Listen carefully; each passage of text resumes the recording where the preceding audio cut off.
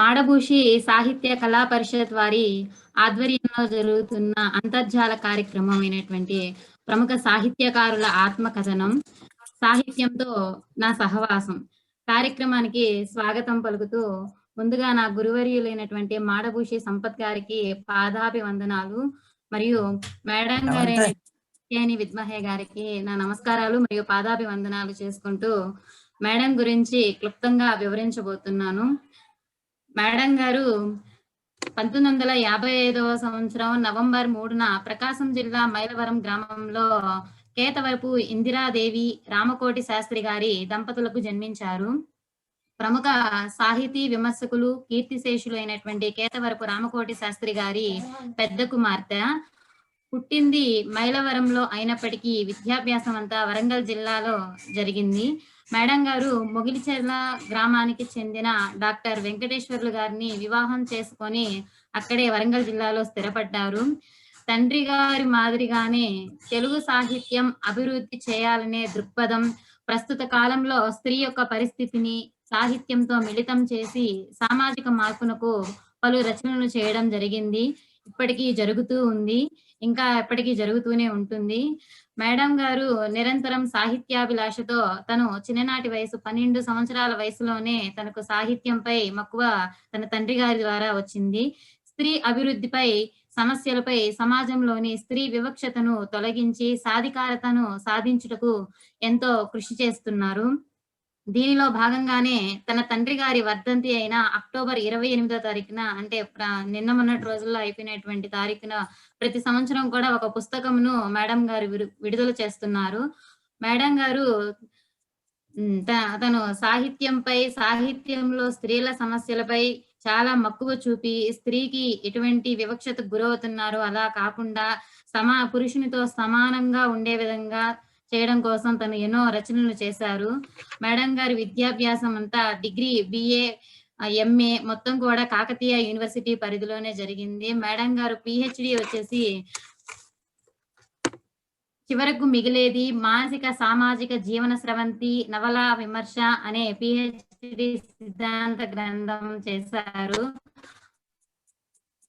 Madam గారు ఎంతో అత్యున్నత పురస్కారం అయినటువంటి ఎన్నో రచనలు చేయగా అందులో అత్యున్నత పురస్కారంగా భావిస్తున్నటువంటి కేంద్ర సాహిత్య అకాడమీ అవార్డు మేడం రచించినటువంటి సాహిత్యాకాశంలో సగం అనే దానికి మేడం పొంది ఉన్నారు. మేడం అభ్యుదయ మరియు ఒక స్త్రీవాద రచయిత్రిగా మనం చెప్పవచ్చు. మేడం గారు రాసినటువంటి సాహిత్యాకాశంలో సగం అనే పుస్తకానికి కేంద్ర సాహిత్య అకాడమీ అవార్డు వచ్చింది. ఈ పుస్తకాన్ని మేడం గారు తొలి మహిళా ఉద్యమ రచయిత్రి అయినటువంటి బండారు అచ్చమాంబ, తొలి అభ్యుదయ సాహిత్యోద్యమ రచయిత్రి వట్టికోట విశాలాక్షి, విప్లవోద్యమ కార్యాచరణలో భాగమైన రంగవల్లికి అంకితం చేశారు. దీన్ని బట్టి అర్థమవుతుంది మేడం గారు స్త్రీ పట్ల ఎటువంటి విధంగా పోరాటం చేస్తున్నారు అన్నది. 1977వ సంవత్సరం నుంచి అధ్యాపకురాలిగా ప్రవేశించి 1998వ సంవత్సరంలో ప్రొఫెసర్ గా పదోన్నతి పొందారు మేడం గారు. కాత్యాయిని విద్మహే అన్న కలం పేరుతో 1977 నుంచి పరిశోధనలు మొదలు పెట్టారు. 1982 నుండి మహిళా జనజీవన దృక్పథంతో సాహిత్య విమర్శన వ్యాసాలు రాశారు. వీటిలో ప్రధానంగా అలంకార శాస్త్రం, సాహిత్య విమర్శ, నిరంతర చింతన విషయాలు, మార్క్సిజం, స్త్రీవాద దృక్పథం తదితర అంశాలపై మేడం గారు చాలా రచనలను చేశారు. ఈ సాహిత్య అకాడమీ అవార్డు గెలుచుకున్నటువంటి సాహిత్యాకాశంలో సగం అనే పుస్తకంలో 28 వ్యాసాలు ఉన్నాయి. ఇందులో తెలుగులో స్త్రీల కవిత్వం, కథ, అస్తిత్వ చైతన్యంపై మేడం గారు రచించిన సాహిత్యాకాశంలో సగం అనే వ్యాస సంకలనానికి కేంద్ర సాహిత్య అకాడమీ అవార్డు వచ్చింది. ఇందులో 28 వ్యాసాలు ఉన్నాయి. అందులో ఈ పుస్తకం వచ్చేసి 2010వ సంవత్సరంలో వెలువడింది. ఇందులో ముఖ్యమైన 2 వ్యాసాలు చూసుకుంటే అన్ని చెప్పలేం కాబట్టి కొన్ని రాజకీయ ఆర్థిక పరిణామాల నేపథ్యంలో స్త్రీల సాహిత్య అధ్యయనం, ప్రాచీన సాహిత్యం మరో చూపు తదితర వ్యాసాలు ఉన్నాయి. ఇంకా కట్టుబాట్లను గురించి ప్రశ్నిస్తూ రంగనాయకమ్మ, విమల తదితరులు చేసిన రచనలను కాత్యాయని గారు ఇందులో విశ్లేషించారు. మేడం గారు ఇంతకు ముందు ఇచ్చినటువంటి ఇంటర్వ్యూలలో పుస్తకాలను అర్థం చేసుకోవడానికి, పఠనానుభూతిని ఇతరులతో పంచుకోవడానికి తాను రచనలు చేయడం ప్రారంభించానని మేడం మునుపు తెలియజేసి ఉన్నారు. వరంగల్ జిల్లా నుండి కేంద్ర సాహిత్య అకాడమీ పొందిన వారిలో మేడం గారు రెండవ వారు. మొదటి వారు అంపశయ్య రచించినటువంటి నవీన్ గారు. మేడం గారు ఇప్పటి వరకు 350 పరిశోధనా పత్రాలను సమర్పించి ఉన్నారు. 200కు పైగా జాతీయ స్థాయి సదస్సుల్లో పాల్గొని తన ఉపన్యాసాలు, తన వనరులను ఇచ్చి ఉన్నారు. 18 పుస్తకాలకు ముందు మాట రాసి ఉన్నారు. 28 పుస్తకాలకు రచనలకు ఎడిటింగ్ చేశారు. తాను సొంతగా 25 పుస్తకాలను రచన చేశారు. 10 జాతీయ సదస్సులను తన ఆధ్వర్యంలో నిర్వహించడం జరిగింది. మేడం గారి ఆధ్వర్యంలో మేడం అధ్యాపక వృత్తిలో, ఆచార్య వృత్తిలో 12 పిహెచ్డీలు మరియు 31 ఎంఫిల్ పట్టాలు ఇచ్చి ఉన్నారు. మేడం గారు యూజీసీ వారి మేజర్ రీసెర్చ్ ప్రాజెక్ట్ అయిన ఉమెన్స్ లిటరేచర్ ఇన్ తెలుగు 1900 సంవత్సరం నుండి 1950 మధ్యలో స్త్రీలపై సాహిత్యం గురించి 2009-2011 సంవత్సరంలో యూజీసీ వారికి ఈ ప్రాజెక్టు నిర్వహించి ఉన్నారు. మేడం గారు రచించినటువంటి 25 పుస్తకాల్లో కొన్ని మీ ముందు ఉంచుతున్నాను. రాయప్రోలు వాన్మయ జీవిత సూచిక, పంచాయతీ రాజ్య రాజకీయ నవల, వాసిరెడ్డి సీతాదేవి గారి రామచిలుకలు ఒక పరిశీలన, బుచ్చిబాబు వాన్మయ జీవిత సూచిక, ఇది చివరకు మిగిలేది మానసిక సామాజిక రాజకీయ జీవన స్రవంతి నవల విమర్శ అనేది మేడం గారి పిహెచ్డి సిద్ధాంత గ్రంథం, తెలుగు నవల కథానిక విమర్శ పరిణామము, సంప్రదాయ సాహిత్యం స్త్రీవాద దృక్పథం, స్వాతంత్ర్య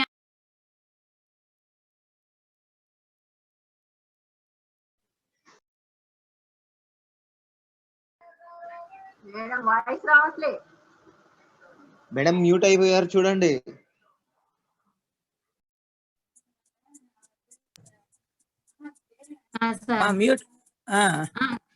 ఇప్పుడు వినపడుతుంది సార్? వినిపిస్తాను మాట్లాడు సార్. రచనల దగ్గర నుంచి అయిందా సార్?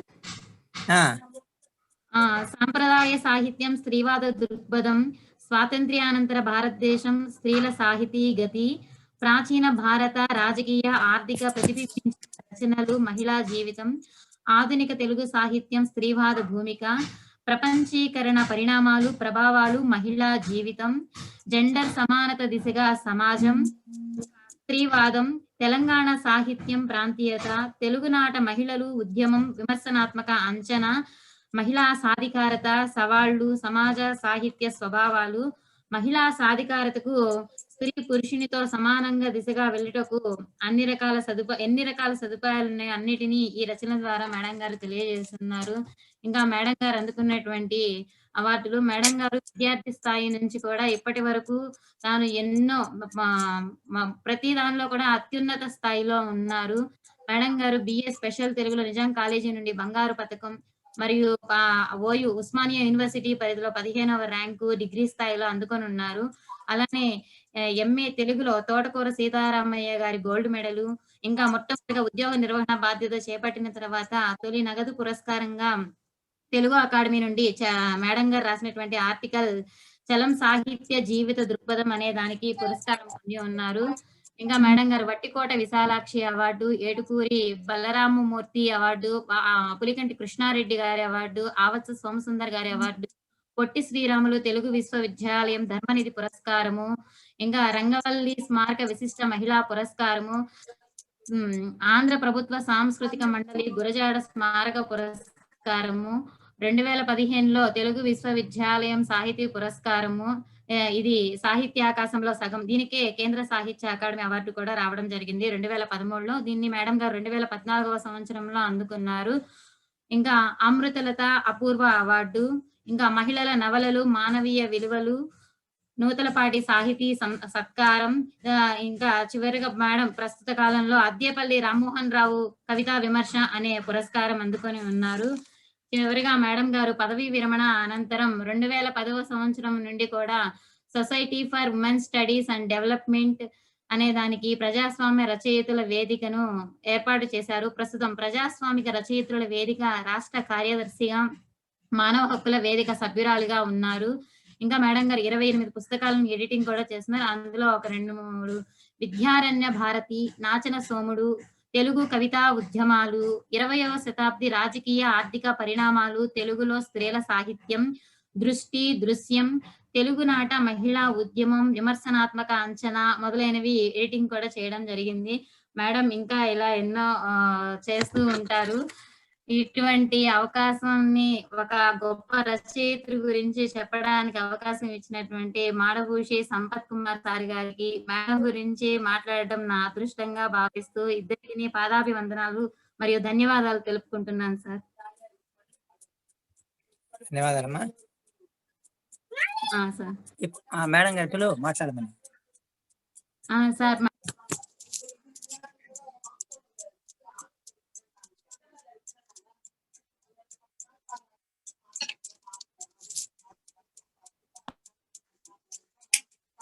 చెప్పు మేడం పిలువ. మేడం నమస్తే మేడం. మేడం హలో, వినపడుతున్నానా? వినిపిస్తుంది మేడం, మాట్లాడండి మేడం. మేడం నమస్తే మేడం. నమస్కారం మిత్రులందరికీ. నమస్కారం. మాట్లాడండి మాట్లాడండి. మిత్రులందరికీ నమస్కారం. ఈ రోజున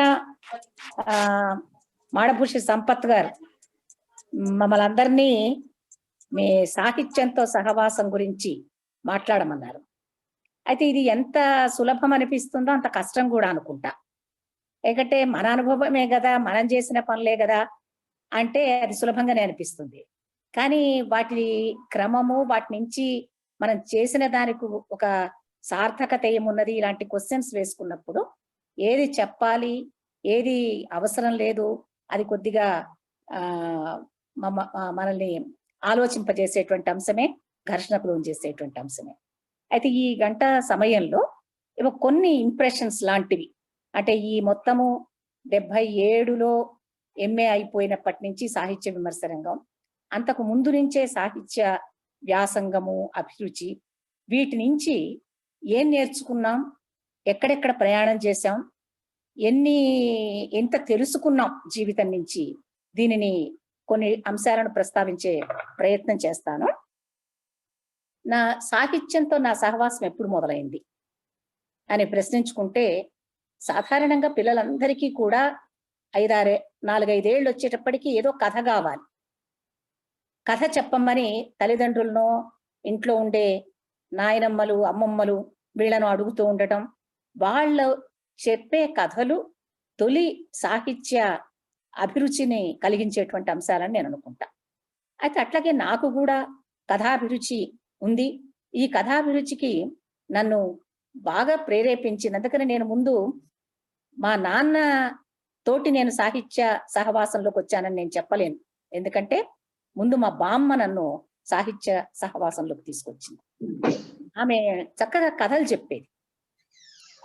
ఆమె 4-5 ఏళ్లప్పటి నుంచి ఆమె చెప్పే కథలు వినడం, కాశీ మజిలీ కథల దగ్గర నుంచి మొదలు పెడితే, ఒక వేసవి సెలవులు 3వ తరగతో 4వ తరగతో అయిపోయిన తర్వాత వేసవి సెలవులు, ఆ 2 నెలలు ఏం చెయ్యాలి అంటే ఆమె సీరియల్ గా భారతం కథ చెప్పింది నాకు. 2 నెలల పాటు ప్రతిరోజు ఒక వంట అయిన తర్వాత, భోజనం అయిన తర్వాతనో ఎప్పుడో ఒక టైంలో ఆమె నన్ను కూర్చోబెట్టి భారతం పర్వాల వారీగా, దానిలో ఉండే కథల వారీగా అంత సుదీర్ఘంగా చెప్పింది. అంటే మహాభారత్ టీవీలో సీరియల్ వచ్చినట్లుగా మా బామ్మ నాకు నా 10వ ఏటనో 9వ ఏటనో నాకు దానిని కథగా చెప్పింది. అందువల్ల ఆ రకంగా నాలో సాహిత్యానికి సంబంధించిన ఒక అభిరుచి ఏర్పడిందని అనుకుంటాను. అయితే మా బామ్మ నాకు మౌఖికమైన సాహిత్యాన్ని గురించిన అభిరుచి ఏర్పరిస్తే, మా అమ్మ నుంచి నేను లిఖిత సాహిత్య అభిరుచిని ఏర్పరచుకున్నాను అనుకుంటా. ఎందుకంటే మా అమ్మ ఆ రోజుల్లో ఆడవాళ్ళందరూ కూడా 4వ తరగతికో 5వ తరగతికో చదివి ఆగిపోయినటువంటి వాళ్ళు. ఆమె మా నాన్న ఉద్యోగంలో హైదరాబాదు, వరంగల్ లాంటి నగరాల్లో తిరుగుతూ ఉన్నప్పుడు ఆమె ఆంధ్రప్రభ, ఆంధ్రపత్రిక ఇవి చాలా సీరియస్ గా చదివేది. ప్రతి వారం ఇంటికి వస్తుండేవి, అవి చదువుతుండేవి. మా అమ్మను చూసి ప్రభా పత్రిక మొదలైనటువంటి వాటిల్లో సీరియల్స్ చదవడం మొదలు పెట్టాను. ఆ రకంగా 1966, 65 66 నుంచి ప్రభల్లో సీరియల్స్ చదవడం మొదలైంది. నాకు బాగా గుర్తు, ఏటి ఒడ్డున నీటి పూలు, కొలిపాక రమామణి, ఆమె సీరియల్ ప్రభలో, అది నాకు తొలి గుర్తు.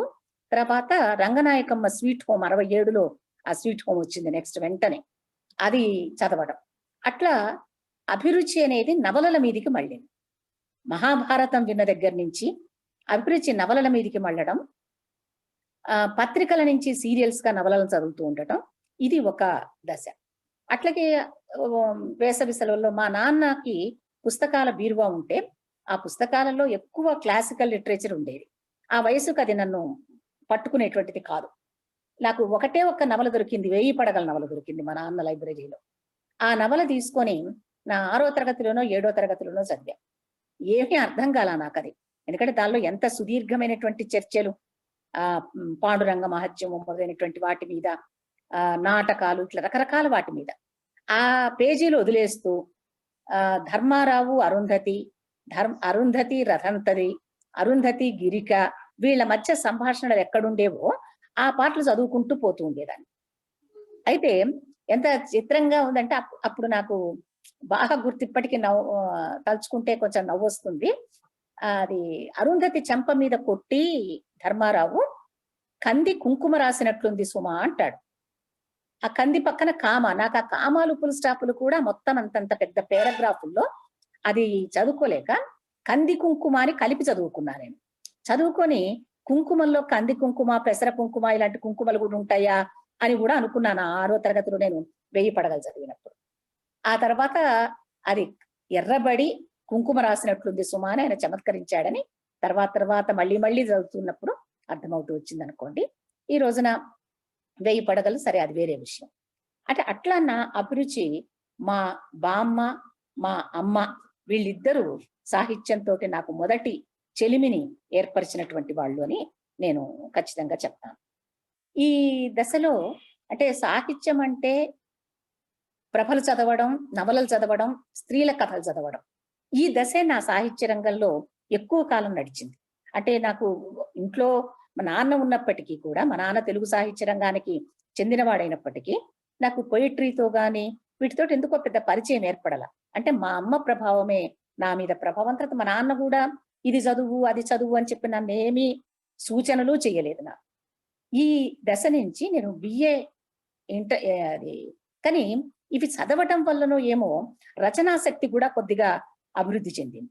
ఈ రచనాశక్తులు ఎప్పటి నుంచి అంటే ఒక రకంగా 72, 73 ఆ ప్రాంతం నుంచి, అంటే నేను ఇంటర్మీడియట్ అయిపోయి బిఏలో చేరుతున్న టైం నుంచి అటు క్లాస్ రూములో చదువుకోవడము, రాయడము, అట్లాగే ఈ నవలలు, కథలు, స్త్రీల నవలలు చదవడం, మనం కూడా మన అభిప్రాయాలు చెప్పడానికి రచనను ఒక మాధ్యమంగా వాడుకోవచ్చు అని అనిపించడం మొదలుపెట్టింది. అందులో భాగంగానే నేను చేసిన తొలి ప్రయత్నం కథ. అప్పుడు 72లో పాకిస్తాన్ యుద్ధం వచ్చింది.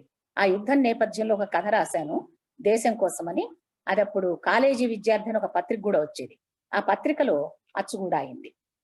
కానీ ఆ తర్వాత నేను కథారంగంలో పెద్ద నడవలేదు. ఈ మధ్య కొద్దిగా కథ రాయాలి, కొన్ని విషయాలను కథగా చెప్తేనే బాగుంటుంది అనేటువంటి అనుభవంతో, ఒక భావనతోటి అడపాదడప అప్పుడప్పుడు కథలు రాస్తూ ఉన్నాను. అయితే ఈ కథ రాసిన తర్వాత ఇంకోటి అంటే ఎట్లా అంటే ఇది కామన్ సెన్సే. అప్పటికి ఏమి ఉద్యమాలు లేవు, ఇంట్లో సమానత్వం గురించిన చర్చలు లేవు, బయట లేవు. కానీ ఎందుకో అసమానత్వాన్ని వ్యతిరేకించాలి, అన్యాయాన్ని వ్యతిరేకించాలనేటువంటిది ఒక విలువగా ఏర్పడుతూ వచ్చింది నా చుట్టూ వాతావరణంలో నుంచి. మాకప్పుడు స్టూడెంట్స్ లో సైన్స్, ఆర్ట్స్ కు సంబంధించిన వివక్ష ఉండేది. నేను ఆర్ట్స్ స్టూడెంట్ని, నాకు సైన్స్ లో చేరడానికి తగిన మార్కులు వచ్చిన ఇంటర్మీడియట్ లో నేను ఆర్ట్స్ని ఇష్టపడి ఆర్ట్స్ లో చేరాను. ఎకనామిక్స్ వీటితో చదివాను. తర్వాత సైన్స్ లో పిల్లలు ఉండేవాళ్ళు. మా మధ్య సంభాషణ నడిస్తే సైన్స్ పిల్లలు మా చదువు చాలా కష్టం, మాకు ప్రాక్టికల్స్ ఉంటాయి, గంటలు అన్నట్లుగా మాట్లాడుతుండేవాళ్ళు. మీరు ఆర్ట్స్ ఏముంది, ఆడుతూ పాడుతూ చదువుకోవచ్చు మీరు అని చెప్పని మమ్మల్ని అంటుండేవాళ్ళు. ఇది ఎక్కడో నన్ను బాధిస్తుండేది. ఎందుకు ఇది అందరం ఒకే రకంగా చదువుతున్నాం, ఇంకా ఒక రకంగా నాకు మార్కులు ఎక్కువ వచ్చాయి వాళ్ళకంటే, అయినా సరే నేను ఎందుకు వీళ్ళు నా చదువును తక్కువ చేస్తున్నారు. ఈ ఆలోచన నుంచి అంతరాలు అని ఒక రచన రాసా. సైన్స్ కి ఆర్ట్స్ కి మధ్య ఎందుకు ఈ భేదం, అదే విలువ ఎలా ఏర్పడుతుంది సబ్జెక్ట్ కి అని. ఇవి ఫ్యాసిస్ట్ ధోరణులు ఆ రోజున అప్పుడప్పుడే బిఏలో ముసోలిని హిట్లర్ని వీళ్ళని చదువుకుంటున్నా. అందువల్ల బహుశా దాని నుంచో ఏమో రాశాను. అది ఈ ఫ్యాసిస్ట్ ధోరణులకు పోతుంది, ఒక సబ్జెక్టు గొప్పది, ఇంకొకటి ఏది కూడా గొప్పది కాదని చెప్పటం అని చెప్పి దానిని అంతరాలను రాసేప్పుడు ఆంధ్రప్రభలో ఇట్లా అభిప్రాయాలు కొన్ని ప్రచురిస్తుండేవాళ్ళు. దానికి పంపించాను 75లో. అది ఈ రెండు నా తొలి రచన, ఒక కథ, ఒక విమర్శ లాంటిది, ఒక సామాజిక విమర్శ లాంటిది. ఈ రెండింటి తొలి రచనలతోటి నా రచనా వ్యాసంగం కూడా మొదలైంది. అంటే సాహిత్య వ్యాసంగంలో 2 అంశాలు ఉన్నాయి. ఒకటి, నేను భిన్న సాహిత్యాలకు భిన్న సాహిత్య ప్రక్రియలకు కావచ్చు, భిన్న సాహిత్య ధోరణులకు కావచ్చు అలవాటు పడ్డం, ఇష్టపడ్డం, అధ్యయనం చేయడం, అది ఒక వంతైతే, ఈ అధ్యయనం చేసినటువంటి విషయాల వల్ల నాకు కలిగినటువంటి జ్ఞాన చైతన్యాలను లేకపోతే కలిగినటువంటి ఆనందాన్నో దాన్ని పంచుకోవడం కోసం విమర్శ రాయడం, దాన్ని పంచుకోవడం కోసం ఒక వ్యాసంగా రాయడం, ఇది ఈ 2 నా జీవితంలో కొనసాగుతూనే ఉన్నాయి. ఇప్పటి వరకు అవి కొనసాగుతున్నటువంటి విషయాలే. ఆ క్రమంలోనే నేను 75లో బిఏలో నేను స్పెషల్ తెలుగు తీసుకున్నా. స్పెషల్ తెలుగు కావాలి, ప్రత్యేకంగా చదవాలి అని చెప్పి తెలుగు తీసుకున్నాను. దానికి మా నాన్న నుంచి ప్రోద్బలం ఏమీ లేదు. ఆయన నువ్వు తెలుగు ఎంఏ చెయ్యాలి, తెలుగు బిఏ చదువు అని చెప్పి ఆయన ఏం చెప్పలా. కానీ నాకు కలిగినటువంటి అభిరుచే నేను బిఏ చేద్దాం. Political science, economics, Telugu literature, ఈ 3 నాకు చాలా ఇష్టమైన విషయాలు. కానీ తెలుగు లిటరేచర్ కోసం నేను హిస్టరీ చదవాల్సి వచ్చింది బిఏలో. కానీ హిస్టరీ చదివిన తర్వాత నేను మంచి పనే చేశానని తర్వాత కూడా అనుకున్నాను అనుకోండి. సరే, మొత్తానికి బిఏ అయిపోయిన తర్వాత తెలుగు ఎంఏలో చేరాను. తెలుగు ఎంఏ వరకు దాదాపు ఎంఏ పూర్తయ్యేటప్పటికి, అంటే బిఏ ఎంఏలలో నా సాహిత్య రంగం కొద్దిగా విస్తరించింది. అంటే కథలు చదవడం, నవలలు చదవడం దగ్గర నుంచి విమర్శకు విస్తరించింది. అంటే సాహిత్యాన్ని ఎట్లా చదవాలి, సాహిత్యాన్ని చదవడానికి కావలసినటువంటి మూల సూత్రాలు ఏమున్నాయి, ఈ మూల సూత్రాలను చదవడం ఒకటి. తర్వాత రెండోది మోడర్న్ పోయిటరీ చదవడం. అంతవరకు నేను మోడర్న్ పోయిటరీని దాదాపు నాకు తెలియదు. అలాంటిది నేను బిఏ నుంచి కొంత మోడర్న్ పోయిటరీ చదవడం, శ్రీ విశ్వనాథ సత్యనారాయణ, ఇలా వీళ్ళని చదువుతూ ఉండటం, ఇది ఒక కొత్త, అంటే కొంత వ్యాప్తి, అది పెద్ద గుణాత్మకమైన పరిణామం అని చెప్పలేను, కానీ ఒక వ్యాప్తి నా జీవితంలో సంభవించింది. ఇవి చదువుతూ ఉన్నప్పుడు ఎంఏ అయ్యేటప్పటికి, ఎంఏ ఫైనల్ ఇయర్ లో ఉండగా విశ్వనాథ సత్యనారాయణ గారి శాంతి పౌష్టికోత్సవం అయింది. అంటే 80 ఏళ్ళు ఆయనకి, 80 చంద్రులను చూశాడు ఆయన. ఈ చంద్రులను చూసిన సందర్భంగా 76లో ఆయన ఇంట్లో ఒక ఉత్సవం చేశారు విజయవాడలో. దానికి మా నాన్న పోతూ, నువ్వు కూడా రా, అక్కడ అంత మందిని చూడొచ్చు కదా అని చెప్పి నన్ను తీసుకొని పోయినారు. తీసుకుపోతూ, ఉట్టిగా ఎందుకు వస్తావు, అప్పటికి మేము బిఏలో ఎంఏలో నేను గిరికుమార్ని ప్రేమ గీతాలు చదివాను మోడర్న్ పోయిటరీలో. అయితే గిరికుమార్ని ప్రేమ గీతాల మీద ఏమైనా రాసి తీసుకురా అని చెప్పి, అప్పుడు గిరికుమార్ని ప్రేమ గీతాల మీద వ్యాసం రాసి, కులపాలికా ప్రణయము, వీటి మీద అది తీసుకెళ్లి విజయవాడలో ఆయన సమక్షంలో స్టేజ్ మీద మొదట నేను చేసినటువంటి అంటే పరిశోధన వ్యాసాన్ని ప్రజెంట్ చేయడం అనేటువంటిది విశ్వనాథ సత్యనారాయణ గారి శాంతి పౌష్టికోత్సవ సందర్భంలో చేశాను. అక్కడి నుంచి ఇక నా సాహిత్య సహవాసంలో విమర్శ ఒక ప్రధానమైంది. అంటే సాహిత్యాన్ని, సృజనాత్మక సాహిత్యాన్ని చదవడం. సృజనాత్మక సాహిత్యాన్ని చదవడం అంటే ఎట్లా ఉండేదంటే, మాకు ఎంఏలో నవల ఆప్షనల్ పెట్టారు. దాదాపు అది మొదటిసారి. అంతవరకు నవలకు యూనివర్సిటీ స్థాయి గౌరవం లేదు అప్పటికి. నవలంటే ఏదో మధ్యతరగతి వాళ్ళ ప్రక్రియ, లేకపోతే ఆడవాళ్ల ప్రక్రియ, ఇది కాలక్షేప ప్రక్రియ అనేటువంటి ధోరణులు ఉండేవి. అయితే దీనిని తొలిసారిగా 76లలో ఉస్మానియా యూనివర్సిటీ, అప్పటికి మాది ఉస్మానియా కిందే ఉంది, కాకతీయ యూనివర్సిటీ కాలే అప్పటికి, ఇంకా నేను ఎంఏ ఫైనల్ ఇయర్ లో ఉండగా అయింది. అయితే ఇక్కడ నవలని ఆప్షనల్ సబ్జెక్ట్ గా పెట్టారు. సరే, నాకు చాలా ఇష్టం కదా, నవల చదువుతున్నాను కదా, 6వ తరగతి నుంచి చదువుతున్నాను గనక నవలను ఆప్షనల్ సబ్జెక్ట్ గా తీసుకొని చదవడం. అప్పుడే నాకు పరిశోధన నవల మీదనే చెయ్యాలని అనిపించడం. అట్లా నేను చివరకు మిగిలేదు నవలని పరిశోధనకు తీసుకోవడం. అయితే నా పరిశోధన అయితే చాలా గమ్మత్తుగా జరిగేది. దానికోసం నిజానికి ఒకటే నవల, ఆ పరిశోధనే నాకు చాలా సాహిత్య సహవాసాలను ఇచ్చిందని నేను అనుకుంటా. ఎందుకంటే నా ప్రపంచం ఓపెన్ అయింది, నా ప్రపంచం చాలా విస్తృతమైంది. అంతవరకు యూనివర్సిటీలో ఏదో 4 గోడల మధ్య చదువుకున్నటువంటి దానిని, సిలబస్ లో ఉన్నది చదువుకున్నటువంటి దానిని సిలబస్ దాటి సిలబస్లను ఎప్పటికప్పుడు మార్చుకోవాలి, మనం ఎప్పటికప్పుడు కొత్త సిలబస్లను నిర్మించుకోవాలనేటువంటి అవగాహనకి ఏర్పడటానికి నాకు అది దోహదం చేస్తున్నాను. పరిశోధన కోసం నేను చాలా లైబ్రరీలు తిరిగా. మొత్తం భారతదేశంలో ఉన్నటువంటి మద్రాస్ కన్యమర లైబ్రరీ దగ్గర నుంచి మొదలుపెట్టి ఆంధ్రదేశంలో ఉన్న అన్ని లైబ్రరీలు. నిజానికి నేను చేసింది ఒక కొడవటిగంటి కుటుంబం, అది ఆయన నవల మీదే అయినా, చివరికి మిగిలేది నవల మీదే అయినా, నేను బుచ్చిబాబుకు సంబంధించిన సమస్త సమాచారం సేకరించడం కోసం లైబ్రరీలన్నీ తిరిగాను. అయితే ఈ లైబ్రరీలు తిరిగినప్పుడు పాత పత్రికలన్నీ చదువుతుండేదాన్ని బుచ్చిబాబు కోసం. పాత పత్రిక బుచ్చిబాబు కోసం తీసి అందరినీ చదువుకుంటూ పోయేదాన్ని. అప్పటి కథలు భారతి పత్రికలోనో, స్రవంతిలోనో, ఇంకే నవోదయలోనో ఈ పత్రికలో వచ్చేటువంటి కథలు ఇవన్నీ చదువుతూ పోయేదాన్ని. అంటే ఆ రకంగా నాకు చాలా మంది కొత్త రచయితలు తెలిసారు, కొత్త రచయితలతో సహవాసం ఏర్పడింది. అట్లాగే నేను ఆ టైంలోనే కొడవటిగంటి కుటుంబరావు గురించి ఒక ప్రాజెక్ట్ లాంటివి తీసుకున్నాం వరవర్రావు గారితో కలిసి. ఆ తీసుకోవడము, ఆ ప్రాజెక్టు పని కూడా దీంతో కలిపి చేసేదాన్ని. ఆ రకంగా కొడవటిగంటి కుటుంబరావునంతా చదవడం నా పిహెచ్డి టైంలో జరిగింది. ఆయన కథలను, వ్యాసాలని, హోమియోపతి దగ్గర నుంచి ఆయన రాసిన వ్యాసాలని, వీటినన్నిటినీ అప్పుడు చదువుకోవడం. అంటే నా సాహిత్య ప్రపంచంలోకి అలా కొత్త కొత్త రచయితలు, కొత్త కొత్త దృక్కోణాలు ఇవి ప్రవేశిస్తూ వచ్చాయి. తర్వాత ఇంకొక విషయము, వరవర్రావు గారి గురించి ప్రస్తావన వచ్చింది కనుక, ఆయన వరంగల్ వాడు, మా నాన్నకు బాగా సన్నిహితుడు. ఆయన చిత్రంగా 77లో నేను పిహెచ్డిలో చేరినప్పుడు ఆయన కూడా పిహెచ్డిలో చేరాడు. అంటే ఆ రకంగా మేమిద్దరం పిహెచ్డిలో సహవాసులు, ఒకేసారి చేరి క్లాస్మేట్స్ లాంటి వాళ్ళం అనమాట. అప్పటి నుంచి నేను ఆయనతోటి చాలా సాహిత్య చర్చలు జరుగుతుండేవి ఆయనతోటి. ఆ తర్వాత అప్పుడు మా నాన్న ఒక మాట కూడా అనేవారు. ఇప్పుడు మొదట్లో నేను వ్యాసాలు ఎప్పుడైనా రాసినవి మా నాన్నకి అట్లా చదివి వినిపించేదాన్ని. చదివి వినిపిస్తే ఆయన అట్లా ఉంది, ఇట్లా ఆలోచించు, ఇట్లా ఆలోచించని 2 మాటలు అనేవాళ్ళు. అయిపోయేది. దాన్ని బట్టి నేను మళ్ళీ సవరణలు చేసుకొని వ్యాసం పబ్లిష్ చేసేదాన్ని. అయితే ఈ సమయంలో మా నాన్న అన్నారు, నేను కాదు నీ వ్యాసాలు చూడవలసిన వాడిని, నాతోటి కాదు నువ్వు చర్చించవలసింది, వరవర్రావుతో చర్చించాలి నువ్వు. అప్పుడు నీకు సరి అయినటువంటి దృక్పథం ఏర్పడుతుంది. ఒక సబ్జెక్ట్ ని ఎట్లా చదవాలో, ఎట్లా విశ్లేషించాలో దానికి సంబంధించిన అవగాహన ఏర్పడుతుంది అని ఒక మాట అనేశారు అంతే. ఇక తర్వాత నేను రాసినవి వాళ్ళ ఇంటికి, కుమార్పల్లిలో వాళ్ళ ఇల్లు ఉండేది, వాళ్ళ ఇంటికి పోవడం, ఆయనకు చదివి వినిపించడం, లేకపోతే ఆయనకి ఇస్తే డ్రాఫ్ట్ ఒకసారి చదివేసి ఆయన కూడా 2-3 పాయింట్స్, ఇది ఎందుకు రాసావు, ఇట్లా ఎందుకు రాయలేదు, ఇది ఆలోచించు అని చెప్పి అనటము, ఇది జరుగుతూ ఉండేది. ఆ సందర్భం నుంచే కొడవటిగంటి కుటుంబరావు గురించి ఆయన నేను కలిసి ఒక పని చేయడం కోసం నిర్ణయించుకొని ఆ క్రమంలోనే మొత్తం కొడవటిగంటి కుటుంబరావుని నేను చదవడం జరిగింది.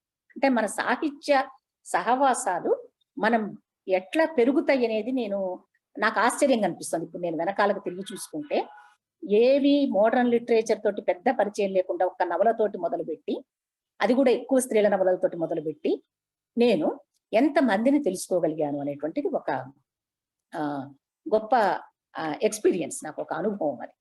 అయితే అక్కడి నుంచి నేను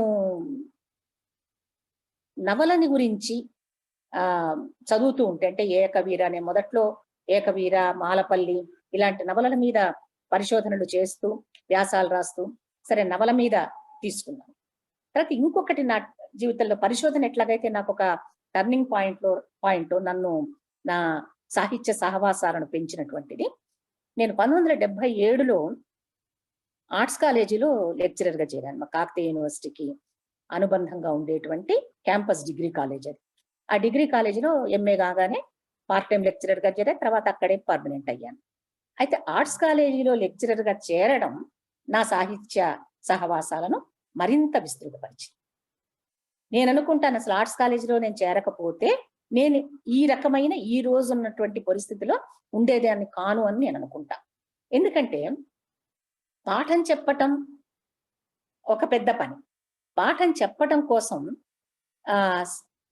ఎంతో సాహిత్యం చదువుకోవడం. అంటే నిజానికి నేను ఎంఏ వరకు చదివిన సాహిత్యం ఒక ఎత్తు, ఎంఏ అయిన తర్వాత లెక్చరర్ గా చేరిన తర్వాత నేను చదివినటువంటిది ఒక ఎత్తు. పాఠం చెప్పడం ఒకటైనా ఆ చెప్పడం కోసం ఎన్నో చదవడం ఒకటి, తర్వాత ఎదురుగుండా ప్రత్యక్షంగా మనకు విద్యార్థులు ఉన్నారు. ఆ విద్యార్థులతోటి డైలాగ్ ఒకటి, వాళ్ళు మనం చెప్పిన దానికి ప్రతిస్పందించడం, మనకు ప్రశ్నలు వేయడం, ఆ ప్రశ్నలను బట్టి మనం మళ్ళీ ప్రిపేర్ కావడం, మనం ఇంకా రేపు ఏ ప్రశ్నలు వస్తాయి అని ఊహించటం, దానికి తగ్గట్టుగా ఆలోచించటం, ఇలాంటివి జరిగాయి అన్నమాట. అందుకని నేను అనుకుంటాను, ఇప్పుడు ఆర్ట్స్ కాలేజీలకు పోవడంతో అప్పటికక్కడ రాడికల్ స్టూడెంట్స్ మూవ్మెంట్ కూడా బాగా ఉంది. అందువల్ల రాడికల్ స్టూడెంట్స్ చాలా ప్రశ్నలు వేసేవాళ్ళు క్లాస్ రూమ్ లో, లిటరేచర్ కి సంబంధించి వేసేవాళ్ళు, సమాజానికి సంబంధించి వేసేవాళ్ళు. ఈ ప్రశ్నలను వింటూ నేను మార్క్సిజం వైపు వెళ్ళా. అంతవరకు నాకు మార్క్సిజం బిఏలో పొలిటికల్ సైన్స్ లో మా వెంకటేశ్వర్లు సార్ పాఠం చెప్పినప్పుడు మార్క్సిజం మీద కొంత అభిమానం ఏర్పడింది. ఇది తెలుసుకోవలసిన విషయం, దీనిలో పరిశోధించవలసిన విషయం అని. కానీ దానిని నేను నా జీవితంలోకి స్వీకరించడానికి, నా ఆలోచన స్రవంతిలోకి స్వీకరించడానికి నాకు ఆర్ట్స్ కాలేజీ ఓ పెద్ద వేదిక అయింది. అక్కడ ఉన్నప్పుడే నేను ఐరోపా దేశ చరిత్ర, మార్క్సిస్ట్ పాయింట్ ఆఫ్ వ్యూ నుంచి వచ్చినటువంటి ఐరోపా దేశ చరిత్ర పుస్తకాలు, అర్థశాస్త్ర మూల సూత్రాలు, ఇవన్నీ ఆర్ట్స్ కాలేజీలో చదువుకున్నాను. అంటే మనం ఎక్కడ మొదలు పెడతాం, ఎక్కడికి విస్తరిస్తాం. ఆ విస్తరించడం అనేటువంటిది మనకు ఒక పెద్ద బలం అవుతుంది, ఒక శక్తి అవుతూ ఉంటుంది. ఆ శక్తిలో నిజానికి నాకు అర్థమైంది, నేను బిఏలో హిస్టరీ చదువుతున్నప్పుడు హిస్టరీని చాలా విసుక్కునేదాన్ని, తప్పనిసరిగా అయిపోయింది, అది లిటరేచర్ కోసం తీసుకోవాల్సి వచ్చింది అని కొంత విసుగుదలగా ఉండేది. ఆ చెప్పిన వాళ్ళ యాటిట్యూడ్ బట్టి కూడా, చెప్పిన అప్రోచ్, ఒక క్లాసికల్ అప్రోచ్, లేకపోతే ఒక తథమైనటువంటి ఒక ధోరణి నుంచి చెప్పడము, దానివల్ల అది కొద్దిగా విసుగు కలిగేది. నేను ఎప్పుడైతే ఇక్కడ ఐరోపా దేశ చరిత్ర ఇలాంటి పుస్తకాలన్నీ చదువుకోవడం మొదలు పెట్టానో, అంటే హిస్టరీని చూడవలసినటువంటి పద్ధతి ఏమిటి అనేది నాకు కొత్తగా తెలిసింది. తెలిసి అప్పుడు అయ్యో, నేను బిఏలో ఈ విషయం తెలుసుంటే ఇంకా చరిత్రను బాగా చదివేదాన్ని కదా, ఇంకా చరిత్ర బాగా అర్థమయ్యేది కదా అనిపించింది. ఆ రకంగా నా సాహిత్య ప్రపంచంలోకి కొత్త కొత్త అంశాలు వచ్చి చేరాయి. ఈ రెండిటితో పాటు ఉద్యమాల గురించి చదువుకోవడం కూడా నాకు ఆర్ట్స్ కాలేజీలోనే అలవాటైంది. ఇప్పుడు మాకు మా భూమి నాటకం పాఠం చెప్పాను. మా భూమి నాటకం పాఠం చెప్పడం కోసం నేను మొత్తం తెలంగాణ సాయుధ రైతాంగ పోరాటానికి సంబంధించిన అన్ని పుస్తకాలు, పుచ్చలపల్లి సుందరయ్య, రావి నారాయణ రెడ్డి, దేవులపల్లి, ఇట్లా వీళ్ళందరి జీవిత చరిత్రలు, వాళ్ళ పుస్తకాలు, ఉద్యమ సిద్ధాంతాలు, వీటినన్నింటినీ చదువుకునేదాన్ని. ఆ చదువుకోవడం అనేటువంటిది అంటే మన ఒక పాఠం కోసం చదవడం, ఒక పాఠం కోసం మనం ప్రిపేర్ కావడం అనేది మనల్ని ఎట్లా మలుస్తుంది, మన జీవిత విధానాన్ని ఎట్లా మలుస్తుంది, అది కూడా నేను చాలా ఇష్టంగా అనుకునేటువంటిది, చాలా గౌరవకరంగా అనుకునేటువంటి మాట. అయితే ఇది చదవడమే కాదు, నేను పాలకుర్తి ఐలమ్మ గురించి పోరాటంలో చదువుకున్నాక, మా ఊరి దగ్గరే కదా పాలకుర్తి, ఐలమ్మ ఉన్నది కదా, ఐలమ్మను మనం ఎందుకు చూడకూడదు, పోయి ఎందుకు మాట్లాడద్దు అని చెప్పి నేను నా మిత్రులు ఇద్దరు, జ్యోతిరాణి నీరజ అని ఇద్దరు ఎకనామిక్స్ ఫ్యాకల్టీ, మేము ముగ్గురం కలిసి పాలకుర్తికి పోయి, ఆ రోజుల్లో 80 లోపల, ఇదంతా 80-81 ఆ ప్రాంతంలో పాలకుర్తికి పోయి ఐలమ్మను కలిసి ఆమెను మాట్లాడి ఆమె అనుభవాలన్నింటినీ వ్యాసంగా రాశారు. అంటే పాఠము నిజంగా మనము చెప్పాలి అనుకుంటే ఆ పాఠం మన చేత చాలా చదివిస్తుంది, మన సాహిత్య ప్రపంచాన్ని చాలా విస్తరింపజేస్తుంది అని చెప్పి నేను అనుకుంటా. అది ఒకటి జరిగింది. తర్వాత అట్లాగే ఇంకొకటి ఏం జరిగిందంటే, ఆ టైంలో నాకు తెలుగు సాహిత్యం అంటే తెలుగు సాహిత్యం తోటి మాత్రమే పరిమితమైంది కాదు, అది సకల సామాజిక అంశాలతోటి సంబంధంలో అధ్యయనం చేయవలసింది అనేటువంటి అవగాహన కలిగింది కూడా ఆ టైమే. అంటే నా పాఠాలు చెప్పే ధోరణి, ఆ కాలపు పరిస్థితి. అయితే నేను అప్పుడు రాబందులు రామచిలకలు ఉండేది మాకు, పిల్లలకు పాఠం చెప్పాలి, వాసిరెడ్డి సీతాదేవి నవల. ఆ నవల చెప్పడం కోసం తను పంచాయతీరాజ్ రాజకీయాలు, ప్రెసిడెంట్లు ఇవన్నీ ఉన్నాయి. మరి అవన్నీ నేను తెలుసుకోవాలి కదా, ఒక తెలుగు టీచర్ గా నాకు కథా నిర్మాణము శైలి తెలిస్తే సరిపోదు, ఆ నిర్మాణం ఎట్లా ఉందో అది తెలియాలి నాకు. అందుకని దానికి నేనేం చెయ్యాలి, మా పబ్లిక్ అడ్మినిస్ట్రేషన్ స్టాఫ్ తోటి కూర్చొని మాట్లాడేదాన్ని. ఇది ఇలా ఉంది, దీనిని ఎట్లా నేను అర్థం చేసుకోవాలి అంటే అప్పుడు మా ఫ్రెండ్ నాకు బలవంతరాయ్ మెహతా కమిటీ రిపోర్ట్ పంచాయతీ దీని మీద ఇచ్చి, ఇది చదివితే నువ్వు ఆ పాఠం నీకు అవగాహన ఏర్పడుతుంది. అది చదివా నేను రాబందులు రామచిలకల పాఠం చెప్పడం కోసం. ఆ పాఠం చెప్పడం కోసం చదివిన తర్వాత, శోభతోటి చర్చించిన తర్వాత, మేమిద్దరం కలిసి దానిని ఒక వ్యాసంగా రాశాం. అంటే సోషల్ సైన్సెస్ తోటి సంబంధం సాహిత్యానికి ఉన్నది. సాహిత్యం మనకు మరింత బాగా అర్థం కావాలంటే మనం సామాజిక శాస్త్రాల సంబంధంలోకి రావాలి అనేటువంటి ఒక తెలివిడి నాకు కలిగింది ఆర్ట్స్ కాలేజ్. అందువల్లనే శోభ నేను కలిసి రాబందులు రామచిలకల మీద వ్యాసం రాయగలిగాం. ఆ వ్యాసం మీద ఆ పుస్తకం, చిన్న పుస్తకమే వచ్చింది, అది 70 పేజీల పుస్తకం వస్తే బుక్లెట్ వేశాము. అయితే ఆ పుస్తకం మీద సృజనలో సుబ్బారావు గారు రివ్యూ చేశారు. ఆయన అంటారు, ఇటువంటి పుస్తకాలను యూనివర్సిటీకి పాఠ్యాంశాలుగా పెట్టేస్తారు, వదిలేస్తారు, కానీ అది ఎందుకు చదవాలో, ఎట్లా చదవాలో దానికి సంబంధించిన ఒక శాస్త్రీయమైన పద్ధతిలోకి వచ్చి రాసేటువంటి వాళ్ళు బయలుదేరుతున్నారు ఇప్పుడని ఆయన ఆనందం. ఆయన ఎకనామిక్స్ ఆయన దానిని ప్రోత్సహించారు. అది చాలా మాకు చాలా అంటే ఒక మోరల్ బూస్టింగ్ ఇచ్చింది. అది అంటే మనం చదవడం అనేటువంటిది సామాజిక శాస్త్రాల సంబంధంలో సాహిత్యాన్ని చదవాలి. అట్లాగే నేను మా ఫ్రెండ్ జ్యోతిరాణి ఉండే ఎకనామిక్స్, తను నేను కలిసి మా భూమి నాటకం మీద వ్యవసాయ సంబంధాలు, అగ్రేరియన్ రిలేషన్స్, ఎకనామిక్స్ వాళ్ళ సంబంధం, ఎకనామిక్స్ వాళ్ళ సబ్జెక్టు, అది లిటరేచర్ ఎట్లా తీసుకుంది, లిటరేచర్ ఎట్లా రిఫ్లెక్ట్ అయింది అని చెప్పి మేమిద్దరం కలిసి వ్యాసం రాసి ఏపీ ఎకనామిక్ అసోసియేషన్ కాన్ఫరెన్స్ లో ప్రజెంట్ చేస్తే ఆర్ఎస్ రావు గారు ఆ సెమినార్కి హాజరయ్యారు. ఆయన ఇలాంటి పరిశోధనలు జరగాలి అంటే తెలుగు సాహిత్యానికి సామాజిక శాస్త్రాలకి మధ్య హద్దులు చెరిగిపోవలసినటువంటి అవసరాన్ని ఆ రోజున మేము గుర్తించాం. ఇక్కడ హరగోపాల్ గారు అయితేనేమి, బాలగోపాల్ గారు అయితేనేమి, వీళ్ళందరూ కూడా దానిని బాగా ప్రోత్సహించారు. ఈ డ్రాఫ్ట్లన్నీ అందరి మధ్య తిరుగుతూ ఉండేవి. మేము రాసామంటే అది అందరి మధ్య డ్రాఫ్ట్లు తిరిగి ఒక చర్చ జరిగి ఒక సామూహిక అధ్యయనంలోకి మేము వెళ్ళగలిగాం అన్నమాట. ఆ రకంగా 70లలో 77, 80లలో ఒకవైపు సామాజిక శాస్త్రాలతోటి సంబంధంలోకి సాహిత్య అధ్యయనం అనేటువంటి ధోరణిలోకి పోవటం వలన నా సాహిత్యంలో నాకు చాలా గొప్ప గొప్ప ఫ్రెండ్స్ అంటే ఎవరు, పుస్తకాలు, ఆలోచన విధానాలు, తాత్విక ధోరణులు, తాత్విక విధానాలు, తాత్విక సిద్ధాంతాలు, ఇవి నాకు కొత్త కొత్తవి పరిచయం అవుతూ వచ్చాయి. ఒక్కొక్కటి పరిచయం అయ్యే కొద్దీ మనం ప్రపంచాన్ని చూడవలసిన పద్ధతి ఏంటి, దీని పట్ల మనం ఎంత శాస్త్రీయంగా ప్రవర్తించాల్సిన అవసరం ఉందనేటువంటిది గుర్తు రావడం మొదలుపెట్టింది. తర్వాత ఈ దశకంలోనే ఇంకొకటి 1880లలోనే ఇంకొకటి నా జీవితాన్ని మలుపు తిప్పింది. అంటే ఒకవైపున మార్క్సిజం, సోషల్ సైన్సెస్ తోటి ఉండేటువంటి సంబంధం, ఈ రెండు ఎట్లాగైతే 80లలో నా జీవిత దృక్పథాన్ని మార్చాయో, నా సాహిత్య సహవాసాలని విస్తరింపచేశాయో, అదే క్రమంలో స్త్రీకి సంబంధించిన ఆలోచన కూడా ఈ దశకంలోనే 80వ దశకంలోనే నా సాహిత్య వ్యాసంగాన్ని ప్రభావితం చేసినటువంటి అంశం. దీనికి 82లో మేము స్త్రీజన అభ్యుదయ అధ్యయన సంస్థ అని ఒక సంస్థను ఏర్పరిచాం వరంగల్లో. కాకతీయ యూనివర్సిటీ అధ్యాపకులము, విద్యార్థులము, ఇంకా కొంతమంది బయటి వాళ్ళు కలిసి. అయితే 80లలో ఇది ఏర్పరచడానికి ఏమిటంటే మనకు 75 అంతర్జాతీయ మహిళా సంవత్సరం తర్వాత ఉమెన్ స్టడీస్ అనేటువంటిది యూనివర్సిటీస్ లోకి ప్రవేశపెట్టే అంశంగా బాగా వ్యాప్తిలోకి వచ్చింది మొత్తం ఇంటర్నేషనల్ గా. అంటే ఉమెన్ స్టడీస్ ఎందుకుండా అంటే స్త్రీల కోణం నుంచి సమస్త విజ్ఞాన శాస్త్రాలు చదవాలి. ఎందుకంటే ఇప్పటి వరకు ఉన్న విజ్ఞాన శాస్త్రాలన్నీ, తత్వశాస్త్రాలన్నీ పురుషులు రాసినవి, పురుషులు నిర్మించినవి. అందువలన అవి పాక్షికమైనవి. స్త్రీల ఆలోచనలకు కానీ, స్త్రీల అభిప్రాయాలకు కానీ, అనుభవాలకు కానీ దానిలో చోటు లేదు. అందువలన అవి అసమగ్రం. కనుక స్త్రీల కోణం నుంచి సాహిత్యాన్ని, సామాజిక శాస్త్రాలని, వైజ్ఞానిక శాస్త్రాలని అన్నింటినీ కూడా పునర్నిర్వచించాల్సిన అవసరం, పునర్వ్యాఖ్యానించాల్సినటువంటి అవసరం ఉందనేటువంటి అవగాహన ఏర్పడింది.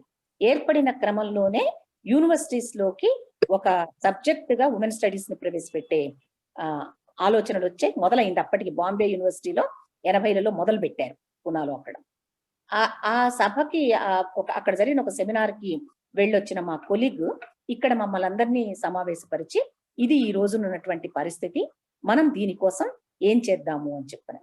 అంటే మేమందరం కూడా అప్పుడు ఈ ఉమెన్ స్టడీస్ అనేటువంటి దానిని స్త్రీజనాభ్యుదయ అధ్యయన సంస్థ అనేటువంటి దానిని ఏర్పరచుకున్నాం. దానికి రెండు, ఒకటేమిటంటే మనం ఏది రాసినా ఇంకా, ఎందుకంటే అందరము యూనివర్సిటీ టీచింగ్ లో ఉన్నాము, పరిశోధనలో ఉన్నాము. కనుక మన టీచింగ్, మన పరిశోధన ఉమెన్ పాయింట్ ఆఫ్ వ్యూ నుంచి జరగాలి, ఈ జ్ఞానాన్ని సమగ్రం చెయ్యాలి అనేటువంటిది ఒకటి. తర్వాత రెండవది, మనం చేసే పరిశోధనలన్నీ స్త్రీల కోణం నుంచే జరగాలి, స్త్రీల విషయం మీదనే జరగాలి అనేటువంటిది ఒకటి.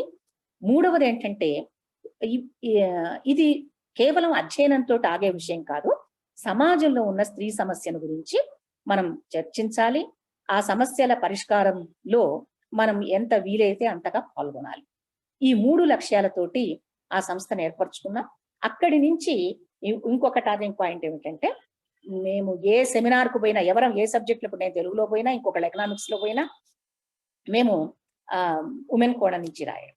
ఆ క్రమంలోనే మొట్టమొదట నేను అప్పుడు ఓరియంటల్ కాన్ఫరెన్స్ అయింది, మహాభారతం ఎక్కడ గుంటూరులో అయింది ఓరియంటల్ కాన్ఫరెన్స్. ఆ ఓరియంటల్ కాన్ఫరెన్స్ లో మహాభారతంలో భార్యాభర్తృ సంబంధాల మీద తొలి పరిశోధన చేశాను అనమాట. చేసి అది అక్కడ ప్రజెంట్ చేయడం. అంటే ఆ రకంగా నిజానికి ఇంకొకటి కూడా చెప్పాలి ఇక్కడ, నేను క్లాసికల్ లిటరేచర్ అంతకుముందు పెద్ద చదవలే. ఇది క్లాసిక్ మన పాఠం చదవడం వరకు చదువుకున్నా, పాఠం చెప్పడం వరకు కూడా బాగానే క్లాసికల్ లిటరేచర్ చదివేదాన్ని, పాఠం చెప్పేదాన్ని. కానీ పరిశోధనకు ప్రాచీన సాహిత్యాన్ని తీసుకోలేదు.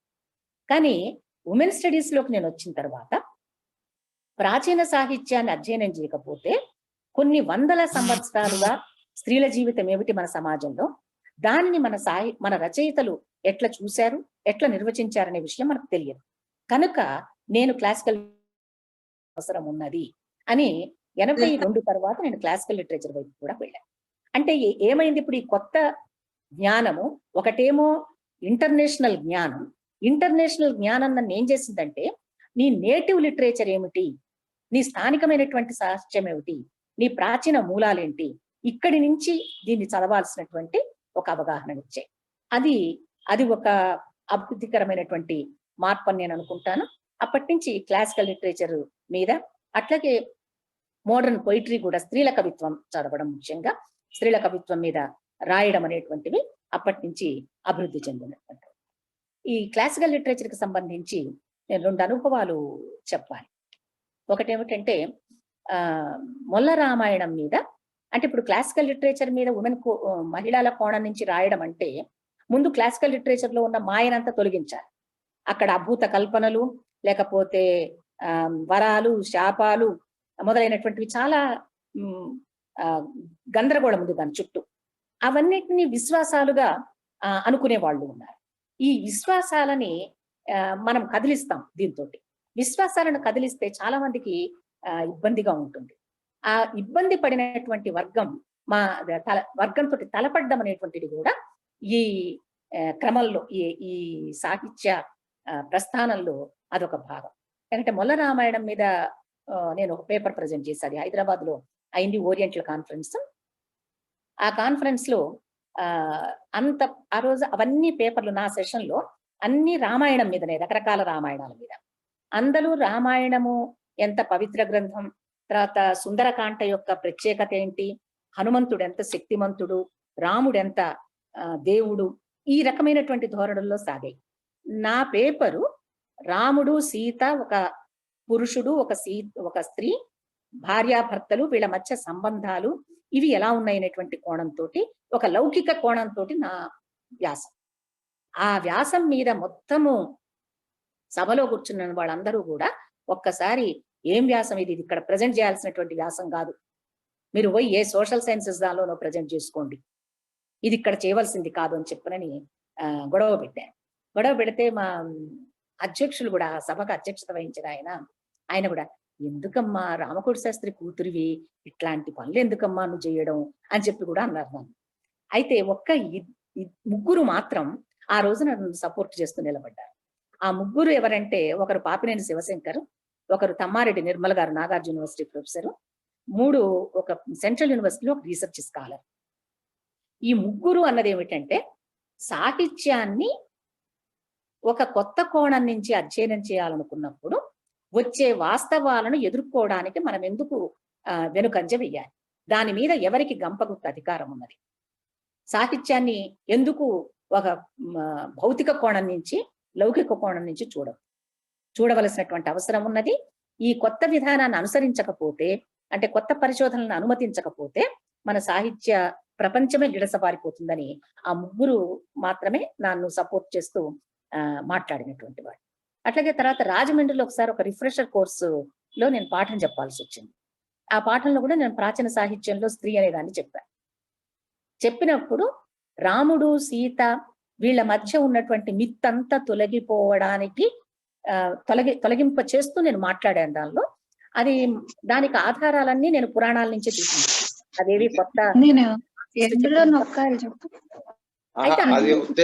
నుంచి అటువంటి పరిస్థితుల్ని లో పేపర్ ప్రజెంట్ చేస్తే ఆ రోజు కూడా అందరూ అమ్మ మీరు ఇలాంటి పేపర్లు ఇక్కడ ప్రజెంట్ చేయకండి, మోడర్న్ లిటరేచర్ గురించి మీరు ఏమైనా మాట్లాడుకోండి, క్లాసికల్ లిటరేచర్ గురించి ఈ రకంగా మాట్లాడండి.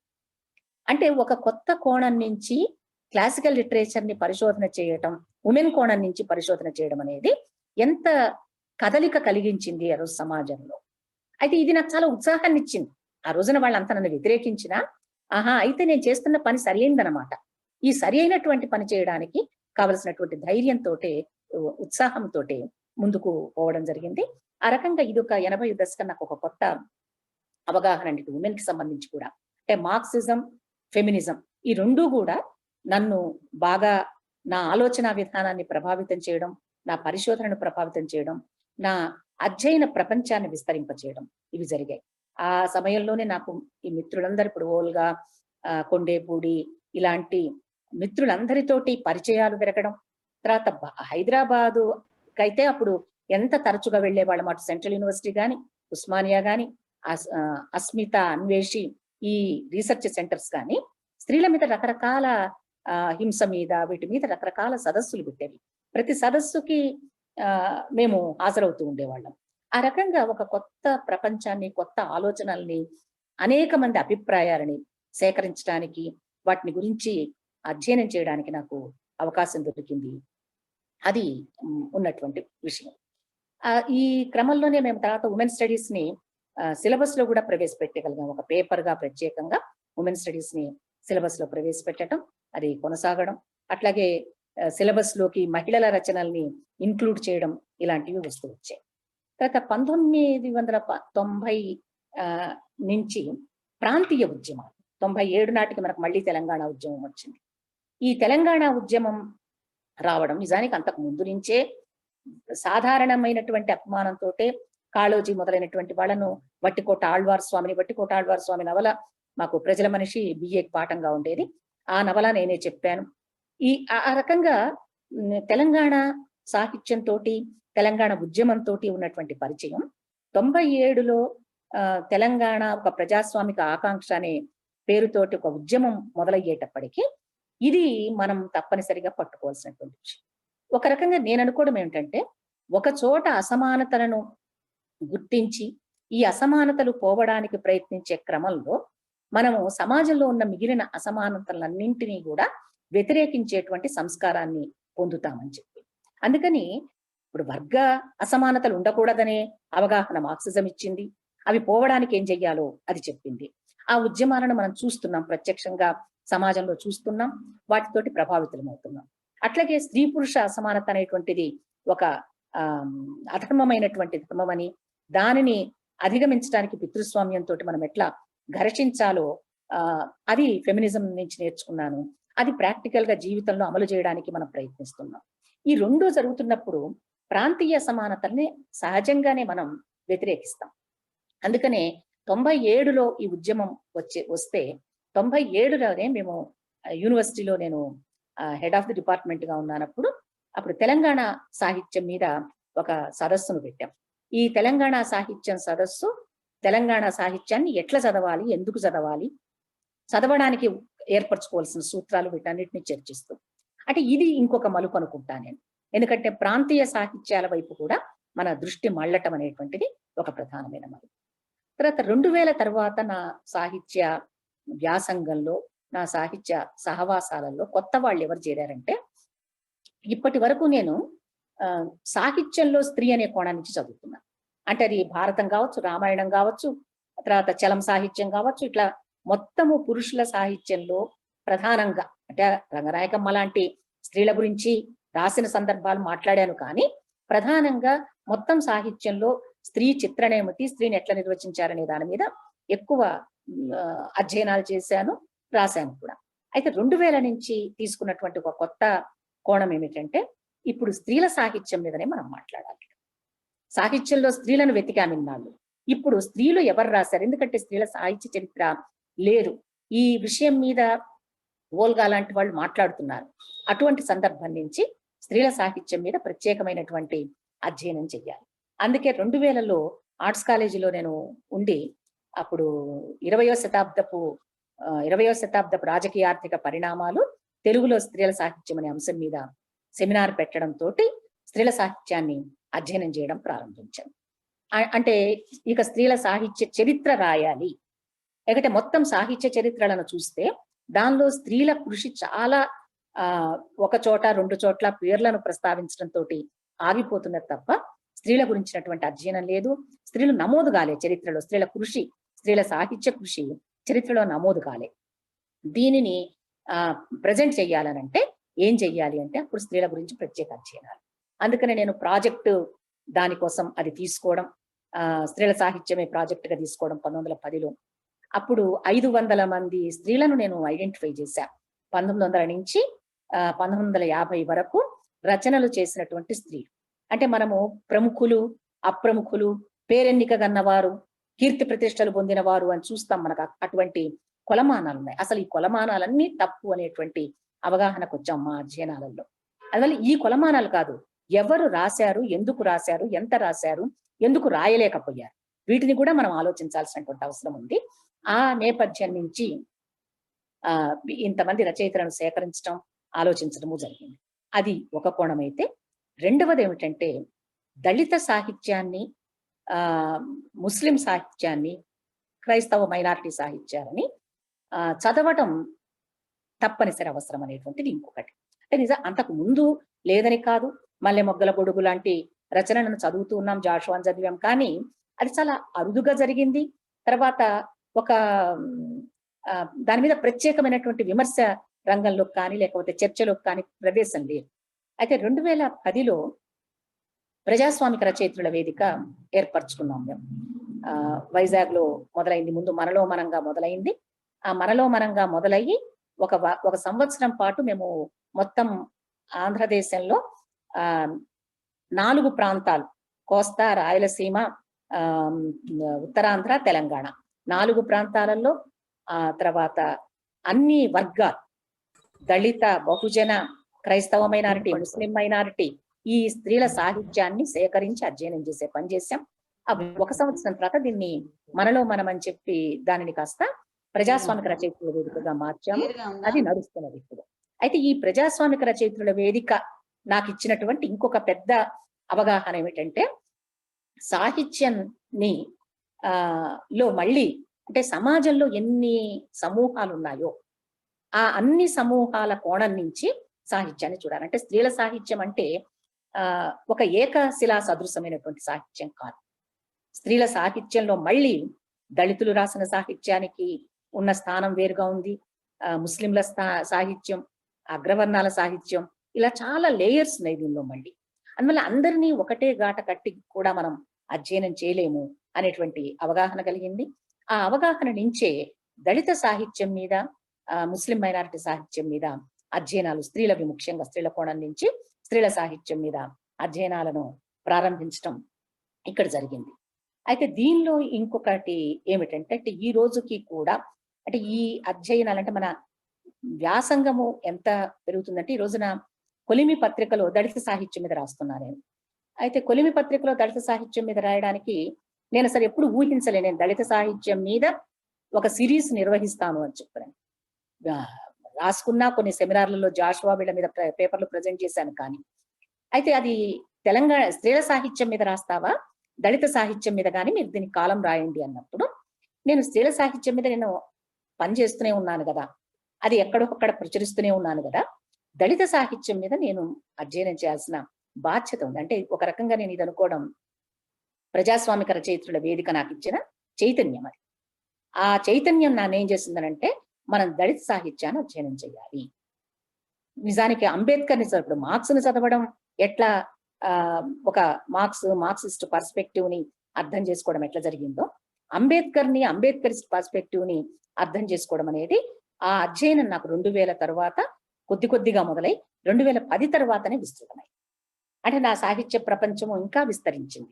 బేబీ కాంబ్లే లాంటి వాళ్ళ జీవిత చరిత్రలు చదవడం, అంటే మహిళా ఉద్యమాన్ని గురించి కూడా మన అవగాహన చాలా పరిమితంగా ఉంది. మహిళా ఉద్యమాలను మనం చేర్చవలసినటువంటి అనుభవాలు, స్త్రీల అనుభవాలు చాలా ఉన్నాయి అనేటువంటి అవగాహన, ఇవన్నీ కూడా ఈ సాహిత్య అధ్యయనం నుంచి కలుగుతూ వస్తున్నాయి. అందుకనే ఈ రోజున దళిత సాహిత్యం మీద ఒకటి, తర్వాత మహిళల సాహిత్యాన్ని ఈ రోజున నెచ్చెలిలో మహిళల నవలల మీద, అంటే స్త్రీల నవలల మీద చాలా చరిత్ర గ్రంథాలు ఉన్నాయి, కానీ దానిలో స్త్రీల గురించినవి 4-5 పేజీలు ఉంటాయేమో సాహిత్య చరిత్ర గ్రంథాలలో. అయితే దీనిలో స్త్రీల సాహిత్యం ఎంత ఉంది అని చెప్పి చూడడం కోసం నేను చేసిన పరిశోధనలో 1901 నుంచి వస్తున్నటువంటి నవలలు, 1900 నుంచి స్త్రీలు ఏం రాశారు, 1906లో తొలి నవల స్త్రీలు రాస్తే అది ఇప్పటి వరకు ఎట్లా వచ్చింది, వాటిని సేకరించడం, వాటిని విశ్లేషించడం అనేటువంటి ప్రక్రియ మనం చెయ్యాలి. నవలా చరిత్రను నిర్మించాలి. అట్లాగే నవల ప్రక్రియ ఒకటే కాదు కదా, అనేక ప్రక్రియలలో స్త్రీలు కృషి చేశారు. తర్వాత సామాజిక రంగాల్లో కృషి చేశారు. మనం తొలి రోజుల్లో అయితే చూస్తే స్త్రీలు అటు సాహిత్య రచన చేశారు, ఇటు సంస్కరణ ఉద్యమంలో ఏదో ఒక పాత్రను వాళ్ళు పోషించారు, ఈ సభలలో మాట్లాడారు. అందువల్ల ఈ ఒక సమగ్రమైన వ్యక్తిత్వం, వాళ్ళు సమాజంతో చేసిన ఒక సంభాషణ, ఈ సంభాషణను మనం అర్థం చేసుకుంటూనే, అంటే మన పూర్వులైన స్త్రీలు సమాజంతో ఏ రకమైనటువంటి సంభాషణలో ఉన్నారు, సమాజం గురించి వాళ్ళ అభిప్రాయాలు ఏంటి, ఇవి తెలుసుకునే కొద్దీ ఈ రోజున సమాజాన్ని స్త్రీలు నిర్వచించడానికి అవకాశాలు అభివృద్ధి చెందుతాయని నాకు అనిపించడం మొదలైంది. ఆ కోణం నుంచే ఈ రోజున నా సాహిత్య సహవాసాలు పెరుగుతున్నాయి. ఇంకా రేపు, ఎల్లుండి ఇంకా ఏవేవి కొత్త వచ్చి చేరతాయో నాకు తెలియదు. అయితే కొత్త వాటన్నింటికీ ఆహ్వానం నేను పలుకుతా, ఎందుకంటే అవి నాలో కొత్త ఆలోచన ద్వారాలను తెలుస్తాయి గనక, నాకు ప్రజల పట్ల కొత్త అంటే ప్రేమనిస్తాయి గనక, ప్రేమించడం నేర్పిస్తాయి గనక. అక్కడ సాహిత్య సహవాసం అంటే జీవితాన్ని ప్రేమించటం, జీవితాన్ని అర్థం చేసుకోవడం, జీవితాన్ని వ్యాఖ్యానించటం, జీవితాన్ని మార్చుకోవడానికి ప్రయత్నించటం. ఆ ప్రయత్నమే నా సాహిత్యం, నా సాహిత్య ప్రస్థానం. అందరికీ సెలవు.